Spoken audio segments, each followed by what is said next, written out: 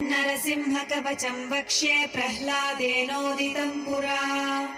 सर्वरक्षाकरं पुण्यं सर्वोपद्रवनाशनम् सर्वसम्पत्करं चैव स्वर्गमोक्षप्रदायकम् ध्यात्वा नृसिंहं देवेशं हेमसिंहासनस्थितम् विवृतास्यं त्रिनयनं शरद इन्दुसमप्रभम् लक्ष्म्यालिङ्गितवामाङ्गं विभूतिभिरुपाश्रितम् चतुर्भुजं कोमलाङ्गं स्वर्णकुण्डलशोभितम् श्रिया सुशोभितोरस्कं रत्नकेयूरमुद्रितम् तप्तकाञ्चन सङ्काशं पीतनिर्मलवाससम् इन्द्रादिसुरमौलिष्ठः स्फुरन्माणिक्यदीप्तिभिः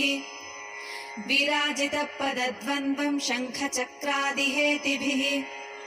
गरुत्मता च